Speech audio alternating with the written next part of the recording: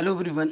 आज के इस वीडियो में हम 2023 का जो प्रश्न पत्र है EB वो सॉल्व करने पेपर कोड का।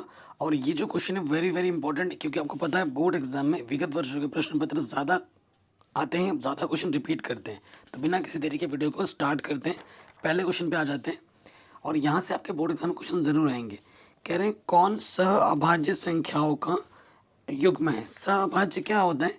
अगर दो संख्या आपको दे रखी है, ठीक है, अगर सपोज करो आपके पास दो संख्या है ए और बी है, और उसका आप एचसीएफ निकालते हो और वो 1 आ जाता है, 1 आ जाता है, तो उन संख्याओं को हम सहअभाज्य संख्याओं का एक युग्म कहते हैं। ठीक है। सो अगर आप ध्यान से देखें, देखो ये 7 और 21, 7 7 से कट जाएगा, 7 3 21, तो इसका एचसीएफ कितना आ गया? 7 आ गया। ये नहीं होगा। ये 31 कम 31, 31 तिया 93, तो एचसीएफ 31 आ गया। ये 5 से कट जाएगा, 5 बजे 25, सॉरी 5 कम 5, 5 तिया 15, एचसीएफ 5 आ गया। लेकिन 18 का जब गुणनखंड करोगे आप, ठीक है, 2 नम 18, 3 तिया 9 और 3 कम 3, और 25 का जब आप गुणनखंड करोगे, 5 बजे 25, 5 कम 5, तो 18 को मैं लिख सकता हूँ 2 एक बार है, 3 2 बार है, और 25 को मैं लिख सकता हूँ कि भैया 5 2 बार है। तो ऐसी कोई भी संख्या नहीं है जो दोनों में उभयनिष्ठ हो। जब कोई भी संख्या दोनों में उभयनिष्ठ नहीं होता है, उस स्थिति में एचसीएफ कितना होता है? 1। हमें वही तो चाहिए था कि भैया 18 और 25 का एचसीएफ 1 आ गया, यानी कि ये क्या है? एक सह अभाज्य संख्याओं का एक युग्म है। अगले प्रश्न में आ जाओ। 144 के अभाज्य गुणनखंड में अभाज्य गुणनखंड की घातों का योग बताना है। तो 144 है, इसका हम गुणनखंड करेंगे। ठीक है, गुणनखंड करो। 2 सत्ते 14, 2 दूनी 4, 2 तिया 6, 2 छंग 12, 2 एकम 2, 2 अट्ठे 16, 2 नम 18, 3 तिया 9, 3 एकम 3। 2 कितनी बार है? 1 2 3 4, तो 2 है 4 बार। 3 कितनी बार है? 2 बार। तो जो अभाज्य गुणनखंड हमने किया उसकी घातों का योगफल करना है। तो 2 और 4 को जोड़ेंगे तो कितना आ जाएगा? 6 आ जाएगा। अगले प्रश्न में आ जाओ। कह रहे हैं ये जो है समीकरण और ये जो समीकरण है एक अद्वितीय हल होगा। अद्वितीय हल की कंडीशन क्या होती है? A1 बट्टा A2 बराबर नहीं होता है B1 बट्टा B2 के। ठीक है, तो A1 क्या है? x का गुणज कुछ नहीं तो 1, दूसरे वाले का कितना है? 3 है। x का गुणज, पहले वाले का y का गुणज क्या? माइनस के 2, और दूसरे वाले y का गुणज क्या है? m। त्रिकोण करोगे m एकम m और 2 3 माइनस के 6। ठीक है, तो उत्तर क्या होगा? m का मान माइनस का 6 नहीं होगा। ऑप्शन नंबर सी हमारा बिल्कुल सही हो जाएगा। आगे बढ़ो। कह रहे हैं इसका हल क्या होगा? देखो ऑप्शन से ट्राई करते हैं। बायां पक्ष रखते हैं, x की जगह पर 6 रखो, y की जगह पर 2 रखो। 2 गुणा 6 और y की जगह पर रख दिया मैंने 2। हल करते हैं। 6 दूनी 12, 3 दूनी 6। देखो बायां पक्ष हल किया, दाएं पक्ष के बराबर आ गया। ऑप्शन नंबर पहला हमारा संतुष्ट कर रहा है, तो ये हल हो जाएगा। जो संतुष्ट करेगा वो हल होगा, जो नहीं करेगा वो हल नहीं होगा। ठीक है, अगले प्रश्न में आ जाते हैं। कह रहे हैं के किस मान के लिए ये जो रैखिक समीकरण युग्म है अनेक हल होंगे। अनेक हल कब होते हैं? जब A1 बट्टा A2, B1 बट्टा B2 और C1 बट्टा C2 तीनों आपस में बराबर हो। तो A1 क्या है? x का गुणज कुछ नहीं तो 1। A2 क्या है? दूसरे वाले का गुणज क्या आ जाएगा? k। B1 क्या है? y का गुणज k, एंड B2 क्या है? y का गुणज कुछ नहीं तो 1। तिरछे गुणा कर दो, k गुणा k, k का स्क्वायर 1 कम 1। वर्गमूल निकालोगे तो प्लस माइनस 1 आ जाएगा। 1 का वर्गमूल 1 होता है। आंसर आ जाएगा प्लस माइनस 1। ठीक है, ऑप्शन नंबर ये वाला सही हो जाएगा। आगे बढ़ते हैं। कह रहे हैं ये चीज़ दे रखी है हमें, तो x का मान क्या होगा? देखो तिरछे जब गुणा कर दोगे तो एक्स स्क्वायर माइनस 2 एक कम एक्स स्क्वायर माइनस 2, 7 कम 7।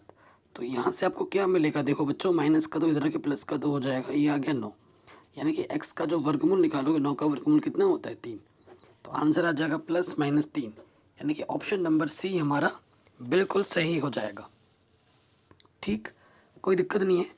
कह रहे हैं ए बी वृत्त का केंद्र है तथा बी के निर्देशांक 1,4 है। देखो हमारे पास एक वृत्त है, ठीक है, और ये इसका व्यास है ए बी हमारा व्यास है, और केंद्र हमें दे रखा है। केंद्र जो होता है बच्चों वो मध्य बिंदु का काम करता है। केंद्र जो होता है वो क्या करता है? मध्य बिंदु का काम करता है, बीचों बीच वाला बिंदु होता है। बी का निर्देशांक है 1,4। हमें ए का निर्देशांक निकालना है। ए का निर्देशांक हमने मान लिया कि भैया x,y है। और आप जानते हो मध्य बिंदु का सूत्र क्या होता है? x बराबर होता है x1 प्लस x2 बट्टे 2। ये एक्स की जगह पर, ये वाई की जगह पर, ये x1 y1, ये x2 ये y2 है कि नहीं। सो देखो आपके, और y का निर्देशांक का सूत्र क्या होता है, y1 प्लस y2 बट्टे में 2 होता है। अब देखो x का मान क्या है 2, x1 क्या है, x1 की जगह पर x है और x2 की जगह पर 1 बट्टे में 2, इसके बट्टे में कुछ नहीं तो 1 ले लिया। हल करो, 2 दूनी 4 और किसी भी संख्या को 1 से गुणा करेंगे वही रह जाता है। प्लस का इधर आ गया माइनस का हो गया, तो x का मान कितना आ गया 3, x का मान आ गया 3। और उसके बाद यहाँ पे आ जाओ y हमारे पास क्या है माइनस की 3 है और y1 क्या है y है, y2 कितना है 4 है, बट्टे में कितना 2, तिरछी गुणा करोगे 2 3 माइनस के 6 और यहाँ पर क्या y प्लस 4, ठीक हो गया। प्लस का 4 इधर के माइनस का 4 हो जाएगा, तो y का मान आ गया माइनस के 10, ठीक है। तो बिंदु हमने x को y माना था, x का मान 3 मिला, y का मान माइनस के 10, ठीक है। 3 कोमा माइनस के 10, 3 कोमा माइनस के 10, ऑप्शन नंबर डी हमारा सही हो जाएगा। ठीक, आगे बढ़ते हैं। कह रहे हैं इसका ये मूल बराबर हो तो के का मान क्या होगा। देखो जब मूल बराबर होता है तो व्यक्तिगत का मान शून्य होता है ना, कि बी स्क्वायर माइनस की 4ac बराबर 0 होता है। देखो प्रश्न में अगर आप ध्यान से देखेंगे तो ए के स्थान पर क्या हो, एक्स स्क्वायर गुणज को हम ए कहते हैं, बी क्या होता है एक्स का गुणज माइनस की 12 और सी क्या होता है अचर पद की, ठीक है। रख दीजिए सूत्र में, तो माइनस के 12 4, ए का मान है 3 और सी का मान है की, तो माइनस का 12 का वर्ग क्या होगा प्लस 12 12 में 144, 4 3 12, ठीक है। माइनस के 12 उधर के क्या हो जाएगा प्लस के 12, 12 से काटोगे 12 कम 12 12 दूनी 24, तो के का मान क्या आ जाएगा बच्चों 12 आ जाएगा, के का मान होगा 12। कह रहे दोनों आकृतियां जिनके आकार समान हो परंतु माप आवश्यक रूप से समान ना हो क्या कहलाती हैं, जो दिखने में जैसी है लेकिन जिनके जो डायमेंशन है वो अलग अलग हो तो वो कहलाती हैं समरूप आकृतियाँ। क्या कहलाती हैं बच्चों, समरूप आकृति कहलाती हैं, ठीक है। अगले क्वेश्चन में आ जाओ। कह रहे दो समरूप त्रिभुजों की संगत भुजा 3:5 में है तो उनका क्षेत्रफल का अनुपात क्या होगा। तो देखो जब हमसे क्षेत्रफल का अनुपात पूछे और आपको ये दिया हुआ है भुजा का अनुपात दिया हो तो हमें क्या करना होता है, जो भी भुजा का अनुपात दे रखा है उसका हमें क्या करना होता है वर्ग कर देना होता है। 3 का वर्ग 9, 5 का वर्ग 25, तो आंसर आ जाएगा 9:25, क्या हो जाएगा 9:25। कह रहे हैं किसी त्रिभुज की भुजाएं 3 सेंटीमीटर 4 सेंटीमीटर 5 सेंटीमीटर तो वो त्रिभुज क्या होगा। तीनों भुजाएं अलग अलग हैं, ठीक है, तीनों भुजाएं अलग अलग हैं, यानी कि ये क्या होगा, देखो सबसे बड़ी वाली भुजा का वर्ग बाकी दो छोटी भुजाओं के वर्गों के योगफल के बराबर है। 5 का जब वर्ग करोगे तो 3 का वर्ग प्लस 4 के वर्ग के बराबर है 25, 9 प्लस 16 इधर भी आ गया 25, तो ये पाइथागोरस प्रमेय को संतुष्ट कर रहा है, यानी कि ये क्या होगा समकोण त्रिभुज बनाएगा। ये क्या बनाएगा, समकोण त्रिभुज बनाएगा। अगले प्रश्न में आ जाओ। कह रहे दो समरूप त्रिभुज के जो परिमाप है वो क्रमशः इतने और इतने हैं तो इनके क्षेत्रफलों का अनुपात क्या होगा। हालांकि ये प्रश्न आपके सिलेबस में नहीं है फिर भी मैं करा देता हूँ। देखो परिमाप का अनुपात दे रखा हो या भुजा का अनुपात दे रखा हो, अगर आपसे क्षेत्रफल का अनुपात पूछ रहा है तो जो भी परिमाप दे रखा है उसका क्या कर दो अनुपात का वर्ग कर दो, तो 10 का वर्ग 100 और 25 का वर्ग 225, तो इसको काटो 25 चौके 25 नम्मा, ठीक है, आंसर आ जाएगा 4:9। अगले प्रश्न में आ जाओ। हमसे बोला है कि भैया tan थीटा का मान इतना हो तो cosec थीटा का मान क्या होगा। आप जानते हैं cosec थीटा बराबर क्या होता है, cosec थीटा बराबर होता है 1 plus cot square theta under root में। आप कहोगे भैया कॉट थीटा तो दिया नहीं है लेकिन tan थीटा तो दे रखा है ना। कॉट थीटा क्या होता है tan थीटा का उल्टा, 15 ऊपर आ जाएगा 8 नीचे आ जाएगा। tan थीटा दे रखा है उसकी मदद से हमने कॉट थीटा निकाल दिया, क्योंकि कॉट थीटा tan का उल्टा होता है व्युत्क्रम होता है। तो कॉट थीटा का मान है 15/8, 15/8 स्क्वायर। हल करते 15 का वर्ग 225, 8 का वर्ग 64, इसके बट्टे में कुछ नहीं तो एक ले लिया लॉशॉपा, 64 आ गया, 64 एकम 64 और एक की गुणा करेंगे तो 225 से वही रहेगा, तो ये हो जाएगा 289 बट्टे में आ जाएगा 64, तो इसका वर्गमूल होता है 17, 64 का वर्गमूल होता है 8, आंसर आ जाएगा 17/8। ऑप्शन नंबर ये जो हमारा पहला वाला है वो बिल्कुल सही हो जाएगा, ठीक है। कहीं पे भी डाउट हो या दिक्कत हो आप प्रश्न को दोबारा ज़रूर देखें। आगे बढ़ते हैं। कह रहे 2 cos 3 थीटा का मान 1 है तो थीटा का मान क्या होगा। तो यहाँ से देखिए, ये जो 2 गुणे में इधर के क्या हो जाएगा बट्टे में, इधर कॉस है बीच में बराबर लगा पड़ा है तो इसका मान भी हमें कॉस में निकालना है। ठीक है, जब बराबर होता है दोनों तरफ सेम टू सेम करना होता है। तो 1/2 होता है कॉस 60 का मान, कॉस से कॉस हट गया तो 3 थीटा बराबर हो जाएगा 60। 3 से काटोगे 3 दूनी 0, तो थीटा का मान क्या हो जाएगा 20 डिग्री। थीटा का मान कितना हो जाएगा बच्चों 20 डिग्री।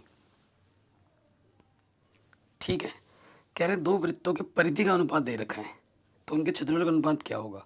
जब भी आपको परिधि दे रखे और आपसे क्षेत्रफल का अनुपात पूछें तो आपको क्या करना है, जो भी अनुपात दे रखे हैं उसका वर्ग कर दो। वर्ग कर दो, 3 3 9, 2 दूनी 4, आंसर आ जाएगा 9:4। ठीक है, आंसर क्या हो जाएगा 9:4, ऑप्शन नंबर डी। अगले प्रश्न में आ जाओ। कह रहे हैं यदि एक समान त्रिज्या आर की 2 अर्धगोले, एक अर्धगोला इधर है और एक अर्धगोला इधर है, इसको अगर जोड़ देते हैं तो नए बने ठोस, नया ठोस क्या बनेगा गोला, उसका पृष्ठफल क्या होगा, गोले का पृष्ठफल क्या होता है 4πr² होता है। ऑप्शन नंबर ए सही हो जाएगा। कह रहे निम्नलिखित में से कौन केंद्रीय प्रवृत्ति की माप नहीं है। देखो माध्य होता है, माध्यिका भी होती है और बहुलक भी होता है, आपका मानक विचलन नहीं होता है, तो ऑप्शन नंबर डी हमारा बिल्कुल सही हो जाएगा। अगला प्रश्न है, कह रहे हैं 1 से लेकर 9 तक की प्राकृतिक संख्या होगा समांतर माध्य निकालना है। तो समांतर माध्य पर क्या हो, जितनी संख्या होती है उनको जोड़ दो, 1 2 3 4 5 6 7 8 9, 9 संख्या है, 9 से भाग दे देंगे। अब देखो जोड़ो, ये 10 20 30 40 और 5 45, तो आंसर भाग दोगे 9 पंजे 45, उत्तर क्या आ जाएगा 5। कह रहे किसी बारंबारता बंटन की माध्यिका 16 है और माध्य 15 है तो बहुलक क्या होगा। तो आप जानते हैं, तो बहुलक माध्य और माध्यिका में क्या संबंध होता है, बहुलक होता है 3 गुणा माध्यिका माइनस के 2 माध्य। ठीक है, ये सूत्र होता है। तो बहुलक हमें निकालना है, माध्यिका में दे रखी है 16, 3 गुणा 16 और माध्य दे रखा है 15, 2 गुणा 15, 16 3 48, 15 दूनी 30, तो आंसर आ जाएगा 18। आंसर क्या आ जाएगा बच्चों 18। अगला क्वेश्चन बोला है प्रथम 10 प्राकृतिक संख्याओं की माध्यिका क्या होगी। माध्यिका निकालना है। प्रथम 10 प्राकृतिक संख्या 1 2 3 4 5 6 7 8 9 10। आंकड़ों को ना आरोही क्रम में रखना होता है, ये ध्यान रखिएगा। हमारा 10 बोला है, 10 बोले तो सम संख्या, जब बात होगी सम में ना, जब नंबर सम में होगी, मतलब 11 हो जाता तो विषम होता, तो जितने बीच में 2 पद आएगा सम के केस में, जितने इधर होंगे 4 इधर ले लिए, ठीक है 4 इधर ले लिए, ठीक, तो बीच में 2 बचे 5 और 6, इनको जोड़ देना है और आधा कर देना है, तो ये हो जाएगा 5 और 6 11/2, यानी कि 5.5। कितना आ जाएगा 5.5, ऑप्शन नंबर डी सही होगा। लेकिन सपोज करो एक पद और बढ़ा देते हैं, अगर 11 पद हो जाता, विषम होने पे बीच में एक पद आता है, विषम होने पे बीच में एक पद आता है, इधर जितने इधर इतने, विषम के केस में जो बीच में आएगा वही हमारा माध्यिका होता है। ठीक है, तो ये क्वेश्चन भी हमारा आराम से बन गया। ठीक है, तो अब ये क्वेश्चन अंग्रेजी में भी है तो इनको हमने ऑलरेडी कर लिया है। अब आते हैं वर्णनात्मक प्रश्नों में। ठीक है, क्या बोल रहे हैं, और ये ऐसे प्रश्न हैं जो हर साल एग्जाम में आते ही आते हैं। पहला प्रश्न ये बोला सिद्ध कीजिए 5 + √3 एक अपरिमेय संख्या है।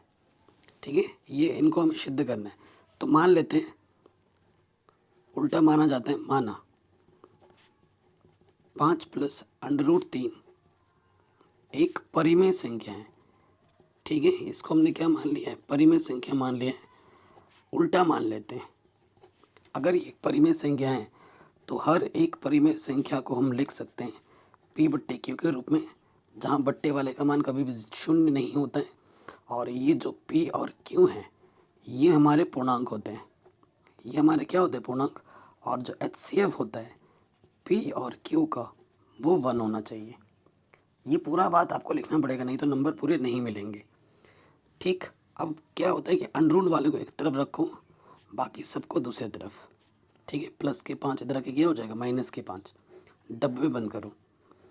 देखो p/q परिमेय है, 5 एक परिमेय, परिमेय से परिमेय घटाओ या परिमेय में परिमेय जोड़ो या परिमेय में परिमेय भाग दो या परिमेय परिमेय गुणा करो, परिमेय रहता है, इधर परिमेय है और हम जानते हैं √3 अपरिमेय होता है। तो क्या परिमेय और अपरिमेय कभी बराबर हो सकते हैं? बिल्कुल नहीं। तो यहाँ लिख देंगे चूंकि P/Q -5 एक एक परिमेय संख्या है। एक क्या है बच्चों? परिमेय संख्या है, ठीक है। तथा हम जानते हैं √3 एक अपरिमेय संख्या है। ये क्या है बच्चों? ये एक अपरिमेय संख्या है, ठीक है, कोई दिक्कत नहीं है। इसलिए ये जो चीज़ है √3 और P/Q ये कभी आपस में बराबर नहीं हो सकती। ये बराबर हो सकती है क्या बच्चों? बिल्कुल नहीं हो सकती। अगर ये परिमेय होता तो इसको बराबर आना चाहिए था, ये तो बराबर नहीं आ रहा है, यानी कि हमारी अवधारणा क्या है बच्चों? गलत है। अतः हमारी अवधारणा गलत है। हमारी अवधारणा क्या है बच्चों? गलत है। इसलिए 5 + √3 एक क्या होगा बच्चों? एक अपरिमेय संख्या होगा, अपरिमेय संख्या होगी, ठीक है जी। ये हमें हमारा उत्तर बड़े आसानी के साथ मिल जाएगा। आगे बढ़ते हैं, बहुत ही शानदार क्वेश्चन है। कह रहे हैं अगर cos a का मान √3/2 हो तो sin 2a का मान क्या होगा? ठीक है, sin 2a का मान निकालना है। बहुत ही इजी क्वेश्चन है और इम्पोर्टेंट भी है। यहाँ से देखिए, दिया है हमें, क्या दिया है बच्चों? हमें दे रखा है cos a दे रखा है √3/2, तो हमें sin 2a का मान निकालना है। हाँ, अगर हमें a का मान मालूम हो जाए तो ये फट से निकाल सकते हैं हम। अभी मैंने आपको बताया था कि अगर बराबर होता है, इधर जो है ना, इधर भी वही करना होता है। इधर तो भैया cos है, तो इसका मान भी सोचो, cos 30 का मान होता है √3/2, cos से cos हट गया, e जो कोण का मान है वो 30 डिग्री हमें मिल गया। अतः हमें क्या निकालना है? sin 2a का मान कितना है? 30 डिग्री, यानी कि हमें sin 60 का मान बताना है। और sin 60 का मान कितना होता है? √3/2, ठीक है। ये हमें हमारा उत्तर आराम से मिल जाएगा, कोई दिक्कत नहीं है। अगले प्रश्न में हम आ जाते हैं। कह रहे सिद्ध कीजिए बेलन के आयतन का दुगना। हमारे पास क्या बोला गया है? एक बेलन है। मैं आपको बेलन बना के दिखाता हूँ। भाई इस बेलन से ना शादीशुदा मर्दों को बहुत डर लगता है, ठीक है ना। इसी बेलन से कुटाई होती है। जब आप शादी करोगे तो आपको भी इस बेलन की अहमियत पता लगेगी, ठीक है। तो बेलन की त्रिज्या हमने मान ली r और इसकी ऊंचाई हमने मान ली h, ठीक है। हमसे क्या बोला? बेलन का आयतन का दुगना। तो पहले निकाल दो, बेलन का आयतन, ठीक है, आयतन का 2 गुना, ठीक है। क्या होता है? उसके वक्र पृष्ठ और आधार की त्रिज्या के गुणनफल के बराबर होता है। कहने उसके वक्र पृष्ठ, बेलन का वक्र पृष्ठ गुणा आधार की त्रिज्या के बराबर होता है। तो देखो बेलन का वक्र पृष्ठ का क्षेत्रफल क्या होता है? πr² और त्रिज्या होती है r, ठीक है, ये चीज़ है। अब देखो बेलन का वक्र पृष्ठ बेलन का वक्र पृष्ठ क्या होता है बच्चों? 2πrh होता है, 2πrh गुणे में r।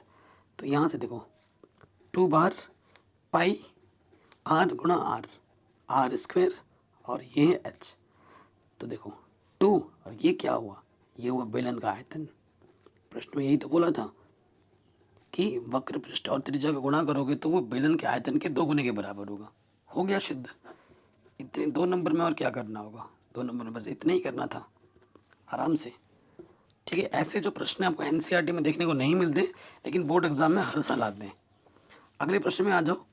कह रहे निम्नलिखित आंकड़ों से माध्यिका की हमें गणना करनी है। क्या निकालना है बच्चों? माध्यिका निकालनी है। तो यहाँ हमारा वर्ग अंतराल है, यहाँ हमारी बारंबारता आ जाएगी और यहाँ हमारी संचयी बारंबारता आ जाएगी, ठीक है। किसी भी प्रश्न में थोड़ा दिक्कत हो, प्रश्न को दोबारा देखें और डिस्क्रिप्शन ज़रूर चेक कर लें। ये हमारा वर्ग है, ये हमारी बारंबारता है और ये हमारी संचयी बारंबारता है, ठीक है। तो वर्ग अंतराल हमें दे रखा है 0 से 10, 10 से 20। देखो 10 पे ख़त्म हो रहा है, 10 से शुरू हो रहा है, ये बहुत ज़रूरी है। 20 पे ख़त्म हुआ, 30 पे, 30 से 40 और 40 से 50 है। ठीक है, कोई दिक्कत नहीं है। यहाँ लिख देते हैं कुल।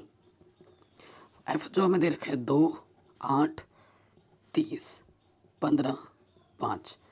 तो सी एफ क्या होता है, पहला वाला वैसे का वैसे, 2 में 8 जोड़ेंगे 10, 10 में 30 जोड़ेंगे 40, 40 में 15 जोड़ेंगे तो 55, 55 5 जोड़ेंगे तो 60, इन सबको जोड़ोगे 60।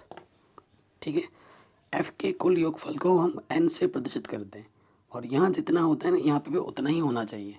अगर नहीं आ रहा है तो आपने गड़बड़ कर दी है।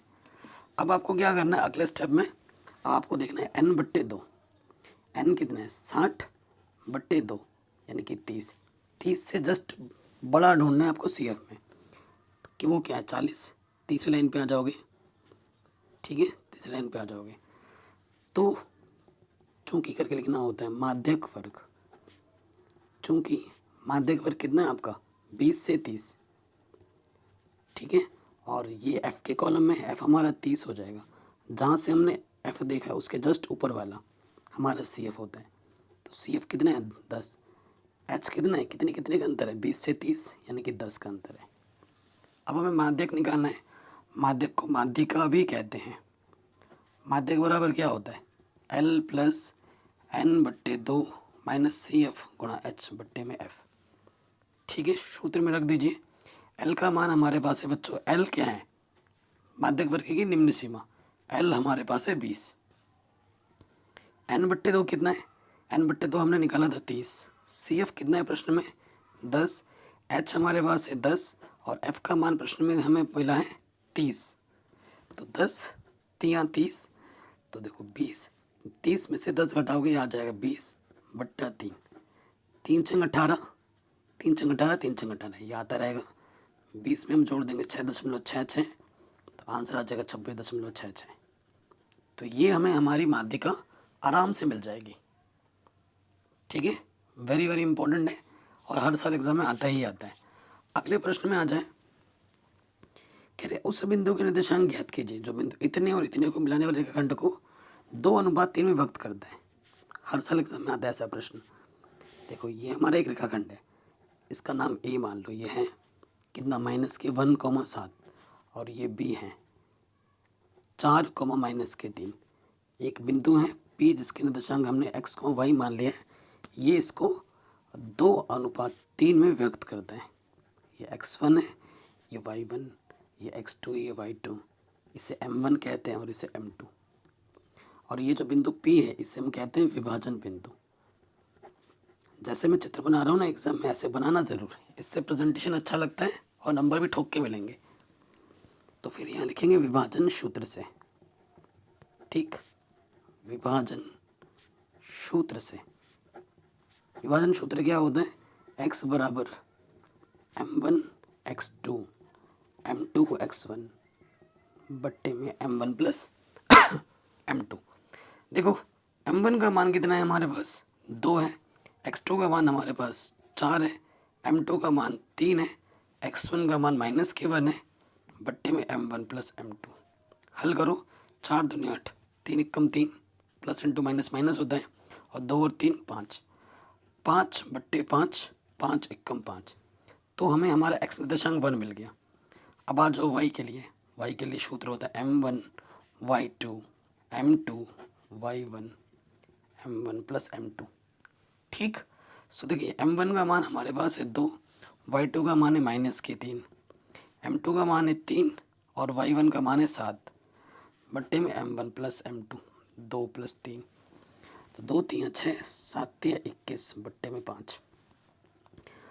21 में 6 घटाएंगे 15 आ जाएगा, 15 बट्टे 5, 5 3 15। ठीक है, इसलिए जो बिंदु हो जाएगा x को y माना था आपने, x का मान आपको मिला था 1 और y का मान मिला था 3। तो हमें हमारा जो विभाजन बिंदु मिलेगा वो मिलेगा 1,3। ठीक है, वो कितना मिलेगा, 1,3 मिलेगा। अगले प्रश्न में आ जाओ। ये जो क्वेश्चन है ये आपके सिलेबस में नहीं है, इसे हमें नहीं करना है। ठीक है, जो सिलेबस में होगा वो मैं सारा करा दूंगा, टेंशन मत लो। चलिए आगे बढ़ते हैं। कह रहे हैं ग्राफी विधि भी आपके सिलेबस में इस साल हटा दिया गया है। ठीक है, ग्राफ वाला क्वेश्चन नहीं आएगा, तो ग्राफ वाला क्वेश्चन आपके सिलेबस में नहीं, तो इसे आप छोड़ दो, स्किप करो। अगला क्वेश्चन वेरी वेरी इंपॉर्टेंट है, 4 नंबर में। कह रहे 2 अंकों से बनी किसी संख्या के अंकों का योग 9 है। यदि संख्या के अंक उलट दिए जाते हैं तो नई बनने वाली संख्या मूल संख्या से 27 अधिक होगी। संख्या हमें ज्ञात करना है। देखो बहुत ही इंपॉर्टेंट क्वेश्चन है। ठीक है, हमसे क्या बोला है? 2 अंकों की संख्या बोला है, 2 अंकों की संख्या है, तो ये इकाई का अंक होगा, ये दहाई का अंक होगा। माना कि भैया जो इकाई का अंक है x और दहाई का अंक है y, ये हमने मान लिया। ठीक है, तो हम संख्या का जो वास्तविक रूप होगा, संख्या का वास्तविक रूप दहाई के स्थान पर y है, तो ये दहाई बोले तो 10, 10y + x। ठीक है, पलटने पर क्या हो जाएगा? पलटने पर संख्या ये इधर आ जाएगा और ये इधर, तो ये क्या हो जाएगा? 10x + y। ठीक है, अब आ जाओ प्रश्न में। प्रथम शर्त के अनुसार क्या होगा? प्रथम शर्त में ये बोला गया कि अंकों का योग, इकाई और दहाई के अंकों को अगर हम जोड़ दें तो कितना आता है? 9 आता है। ठीक, फिर क्या बोला गया है? द्वितीय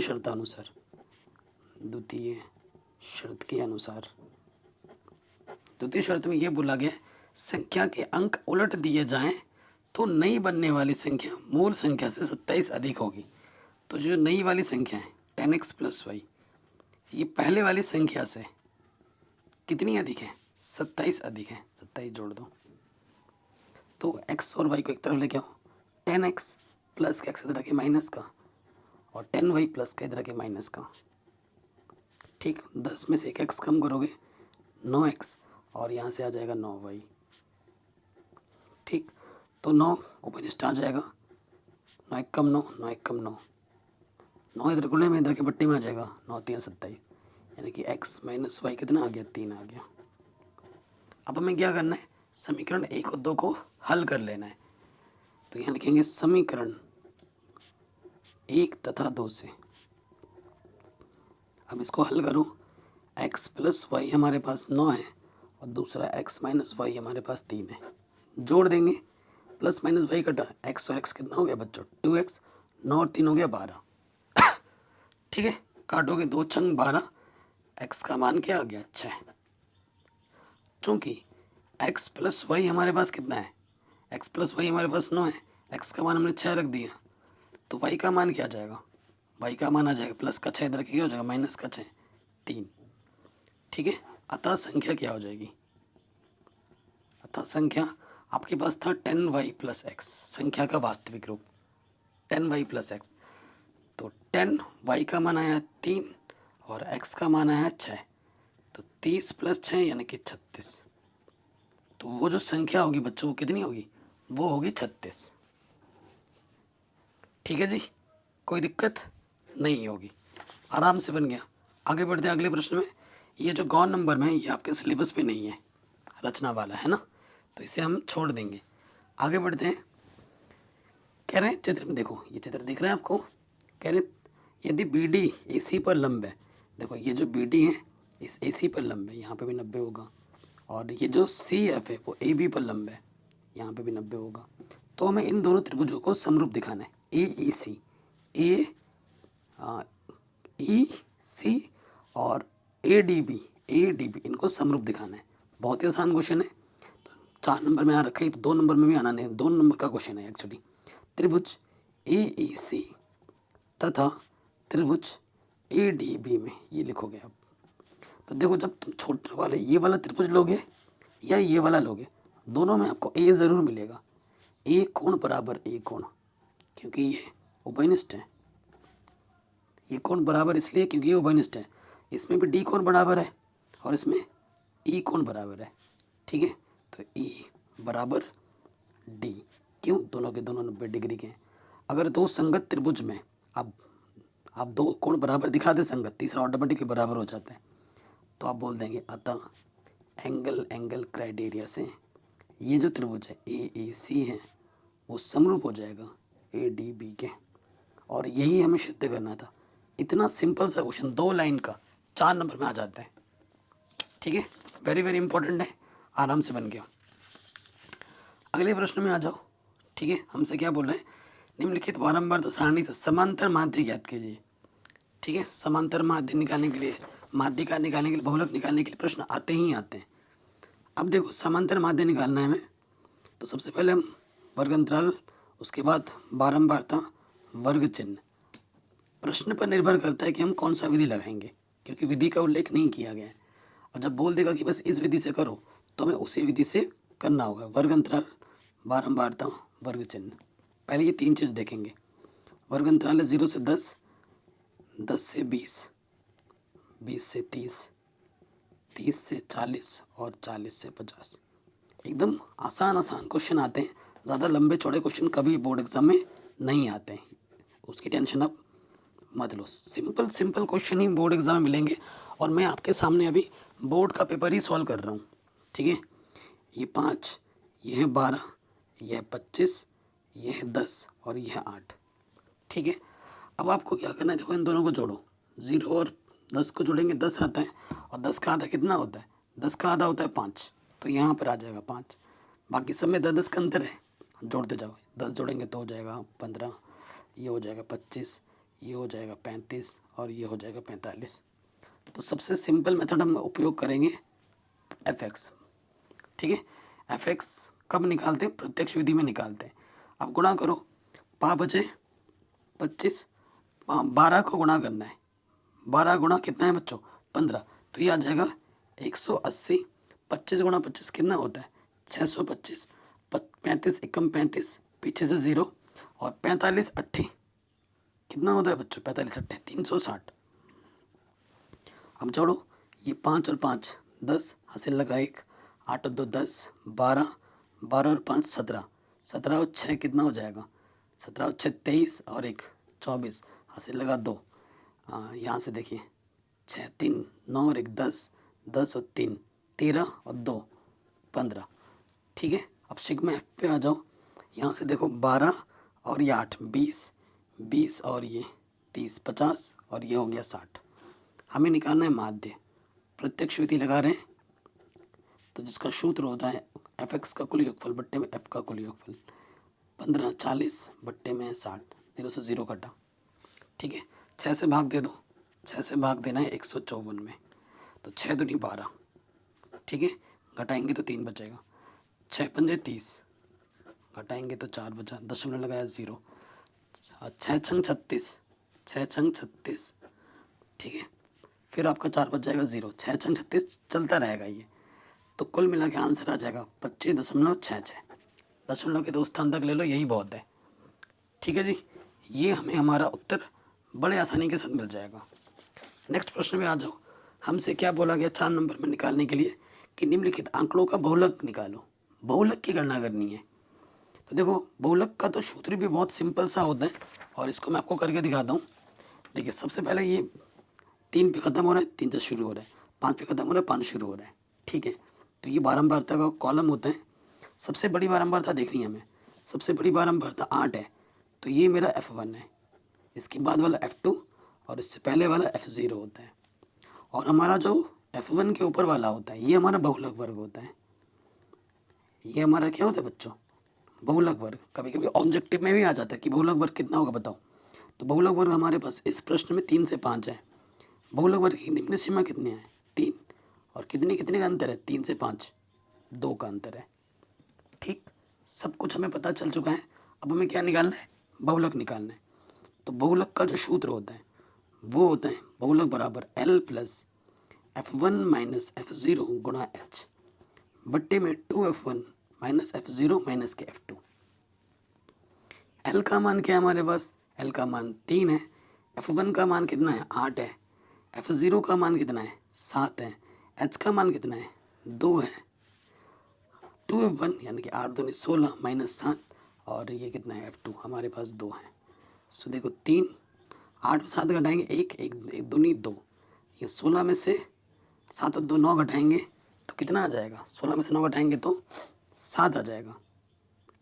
ठीक है, 7 से भाग दे दो 2 में, दशमलव लगाएंगे 0 बढ़ जाएगा, 7 दूनी 14, ठीक है, 6 0 हो गया, 7 7 7 8 56, ठीक है, 7 8 56, तो दशमलव के 2 स्थान तक ले लो, वही बहुत है, 3 प्लस पॉइंट के 28, तो आंसर आ जाएगा 3.28।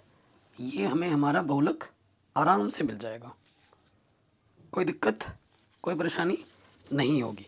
तो ये प्रश्न भी हमारा आराम से बन गया। चलिए आगे बढ़ते हैं। अब 6 नंबर वाले प्रश्न है, ठीक है। देखो ये जो क्वेश्चन है ये आपके सिलेबस में नहीं है, ये आउट ऑफ सिलेबस क्वेश्चन है, तो ये भी नहीं आएगा। और अगला वाला जो है ये भी आउट ऑफ सिलेबस क्वेश्चन है, ये भी नहीं आएगा, ठीक है। ये दोनों क्वेश्चन हमारे सिलेबस से बाहर हो गए, तो इनको हमें नहीं करना है। आगे बढ़ते हैं, जो सिलेबस में है उसे हम करेंगे, टेंशन मत लो, जो सिलेबस में होगा उसको हम ज़रूर करेंगे, ठीक। कह रहे 60 मीटर ऊंची एक मीनार की चोटी से एक मकान की छत और आधार के जो अवनमन कोण क्रमशः 45 डिग्री और 60 डिग्री है, उस मकान की ऊंचाई तथा मीनार की दूरी ज्ञात करनी है। देखो हमारे पास 60 मीटर ऊंची एक मीनार, ये हमारी मीनार है जिसकी ऊंचाई हमारे पास 60 मीटर है, और ये ज़मीन पे खड़ी है मीनार, और यहाँ पर एक मकान है, ठीक है। कह रहे मकान की छत और आधार, ये आधार कि जो अपनमन कोण है, यहाँ से इस बिंदु से ऊपर से नीचे देखने पर जो कोण बनता है अपनमन होता है, वो कितना है 45 और 60 है। तो अपनमन बनाने के लिए इसके समांतर मुझे यहाँ पर एक रेखा लेनी पड़ेगी। ये वाला कोण कितना है 45 है, और ये वाला कोण कितना है 60 डिग्री है। ये प्रश्न में बोला है, कह रहे उस मकान की ऊंचाई और उस मीनार की दूरी क्या होगी। मान लेते हैं कि मकान की जो ऊंचाई है वो h है, और मकान की इस मीनार से दूरी को हमने मान ली x, जो कि प्रश्न में निकालना है 6 नंबर में। अगर यहाँ से लेकर यहाँ तक x है, तो यहाँ से लेकर यहाँ तक भी क्या होगा x होगा। नाम दे दो A B C D, कोई दिक्कत कोई परेशानी नहीं होगी। अब देखिए यहाँ से यहाँ तक हमने h बोला है, तो यहाँ से लेकर यहाँ तक क्या होगा h होगा, और यहाँ से लेकर यहाँ तक क्या होगा 60 में से h को घटा देना होगा, तो ये दूरी हो जाएगी 60 minus h। A B C, इसको नाम दे दिया डी, इस वाले बिंदु का नाम दे दो ई, ठीक। आपके दो समकोण त्रिभुज बने हैं, एक बड़ा वाला बना है और एक छोटा वाला बना है, इनको बस हल कर लो, आपको आपका उत्तर मिल जाएगा। तो सबसे पहले आ जाते हैं, हमें x निकालना है ना। देखो ये पूरा पता है 60, और ये हमें निकालना है। तो त्रिभुज डी सी बी में हमें डी सी पता है और हमें बी सी निकालना है। जो पता होता है और जो निकालना होता है उसके बीच संबंध लगाते हैं। कोण के सामने वाली भुजा लंब होती है, और ये हमारी आधार है। लंब बटे आधार क्या होता है tan थीटा। थीटा क्या है हमारे पास 60, डी सी हमें प्रश्न में दे रखा है 60, और बी सी को हमने x माना है, और tan 60 का मान होता है √3। देखो ये बट्टे का इधर आके गुणे में हो जाएगा, और जो गुणे वाला इधर आके बट्टे में हो जाएगा। कभी भी अंडर नीचे नहीं छोड़ दें, तो हम क्या करेंगे √3 से ऊपर नीचे गुणा कर देंगे, ठीक है। उसके बाद देखो 60 √3 गुणा √3 सिर्फ 3 हो जाएगा, 3 से भाग दोगे 3 तो नीचे पीछे से आ गया 0, तो ये हो गया 20 √3। x का मान कितना आ गया 20 √3। तो ये हो गई मकान की और भवन के बीच की दूरी, ये पहला आंसर आ गया, ठीक है। कोई दिक्कत नहीं कोई परेशानी नहीं। अब आ जाइए पुनः दूसरे वाले त्रिभुज में, ए ई डी में, त्रिभुज ए ई डी में क्या है बच्चों, हमें डी सी में एच दिख रहा है ना, तो हमें क्या लेना होगा डी ई बट्टे में क्या आ जाएगा ए ई, ठीक है। देखो ये एक्स है ना, एक्स हमने निकाल लिया है, ये निकालना है, और ये हमें पता है संबंध लगा दिया। और कोण के सामने वाली भुजा लंब, और ये है आधार, लंब बटे आधार क्या होता है tan थीटा। थीटा कितने बच्चों हमारे पास 45। डी का मान क्या है 60 माइनस के एच, ए का मान क्या है एक्स, tan 45 का मान कुछ नहीं, 2 1 है, तिरछे गुणा कर दो, किसी भी संख्या को 1 से गुणा करते हैं वही रहता है, और x एकम x, ठीक। तो देखो प्लस का x इधर आके माइनस का हो गया, माइनस का h इधर आके प्लस का h हो गया। x का मान हमें ऑलरेडी मालूम है, x का मान मालूम है 20 √3, ये हमने यहाँ रख दिया, तो यहीं पे छोड़ दो, ये हमें h मिल गया, ये हमें क्या मिल गया h मिल गया। हमें निकालना है हमें निकालना है क्या मकान एच ही तो निकालना था, हमें मकान की ऊंचाई निकालनी है, निकाल दिया। तो ये दूसरे वाले का आंसर आ गया। मकान की ऊंचाई भी निकाल दी और मकान की मीनार से दूरी भी निकाल दी। 6 नंबर में पूछा गया था बोर्ड एग्जाम में, आराम से हो गया। ठीक है, ये क्वेश्चन भी हो गया। आगे बढ़ते अगले प्रश्न में आ जाओ।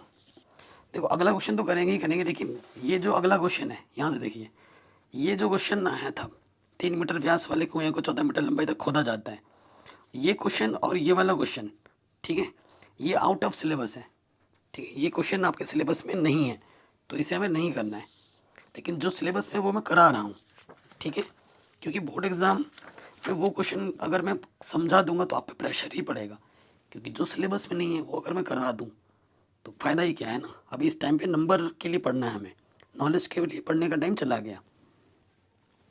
8वें में आ जाओ। कह रहे हैं 80 मीटर चौड़ी सड़क के दोनों ओर, हमारे पास एक चौड़ी सड़क है 80 मीटर, दोनों ओर आमने सामने समान ऊंचाई वाले 2 खंबे लगे हैं, समान ऊंचाई वाले 2 खंबे लगे हैं। उसके बाद देखो जो चौड़ाई है ना सड़क की यहाँ से लेकर यहाँ तक वो 80 मीटर है। ठीक है, फिर क्या बोला है, इन दोनों खंभों के बीच सड़क के एक बिंदु से, सड़क के एक बिंदु ले लो, पी ले लो, इस बिंदु से खंभों के जो शिखर के उन्नयन कोण है वो 60 और 30 है। एक उन्नयन कोण 60 है और एक उन्नयन कोण 30 है। इसको 60 मान लो और इसको 30 मान लो। तो हमसे बोला है खंभों की ऊंचाई, अगर ये खंभा एच है तो ये भी एच होगा, है ना, क्योंकि समान लंबाई की खंभे हैं, दोनों की ऊंचाइयाँ दोनों की बराबर दे रखी हैं। और फिर क्या बोले, खंभों की ऊंचाई और खंभों से बिंदु की दूरी, खंभों से इस बिंदु की दूरी, इस बिंदु को मैंने x मान लिया और ये फिर क्या हो जाएगा ऑटोमेटिकली, टोटल 80 है, इसको अपने x माना है तो ये क्या हो जाएगा 80 माइनस एक्स, 80 माइनस क्या होगा x होगा, 80 में से इस टुकड़े को घटा दो x, तो ये x भी निकालना है, 80 माइनस एक्स भी निकालना है और ये h भी निकालना है। देखो एक समकोण त्रिभुज इधर बना है और एक समकोण त्रिभुज इधर बना है, इन दोनों को हल कर लो, आपको आपका उत्तर आराम से मिल जाएगा, A B P Q R. अरे भाई नाम तुम कुछ भी दे दो, उससे फ़र्क नहीं पड़ता, चित्र बन गया। आप देखना क्वेश्चन फटफट हुआ सॉल्व हो जाएगा। सो देखो ध्यान से, ये निकालना है और ये भी निकालना है, संबंध लगाओ, त्रिभुज आर क्यू पी में, आर क्यू पी में ये भी निकालना है और ये भी निकालना है, तो क्या होगा आर क्यू बट्टे क्यू पी। ठीक है, कोण के सामने वाली भुजा क्या होती है लंब, और ये हमारा क्या है आधार, लंब बट्टे आधार क्या होता है tan थीटा, थीटा क्या है हमारे पास 60, आर क्यू हमारे पास h, क्यू पी हमारे पास है x, tan 60 का मान होता है √3, तो h बराबर क्या हो गया x √3। ठीक है, समीकरण नंबर 1। उसके बाद यहाँ पे आ जाओ इस वाले त्रिभुज में, त्रिभुज पी बी ए में, पी बी ए में, तो देखो ये हमें निकालना है और ये एक तौर पे हमें पता चल चुका है। ठीक है, तो देखो ए बी बट्टे पी बी, फिर से वही कोण के सामने वाली भुजा लंब और ये आधार, लंब बट्टे आधार क्या होता है tan थीटा, थीटा हमारे पास है 30 डिग्री, ए बी हमारे पास है h और पी बी हमारे पास है 80 माइनस के x, और tan 30 का मान होता है 1/√3। तिरछे गुणा करो, किसी भी संख्या को 1 से गुणा करते हैं वही रहता है और ये हो जाएगा √3h। हम क्या करेंगे h का मान उठाकर यहाँ रख दो। ठीक है, तो ये 80 माइनस के x और h का मान हमारे पास था x √3, √3 गुणा 3 सिर्फ 3 हो जाएगा, 2 बार √ को गुणा करने पे √ हट जाता है। ठीक है, ये माइनस के x इधर के प्लस के x हो गया, ये हो गया 4x, 3x को x में जोड़ देंगे 4x। अब देखो ये 4 गुणे में इधर के बट्टे में आ गया, 4 से काटोगे 4 दूनी पीछे से 0, तो x का मान क्या आ गया बच्चों, ये जो दूरी है क्यू पी, इसलिए जो आपका क्यू पी एक्स था वो कितना आ गया 20 मीटर। और अगला आपको क्या निकालना था पी बी था आपका 80 माइनस एक्स, 80 माइनस के 20 यानी कि 60 मीटर। ओके, अब देखिए यहाँ x का मान रखेंगे, x का मान कितना है 20 √3, तो ये h का भी मान मिल गया, तो खंबे की ऊंचाई भी हमें आराम से मिल गई।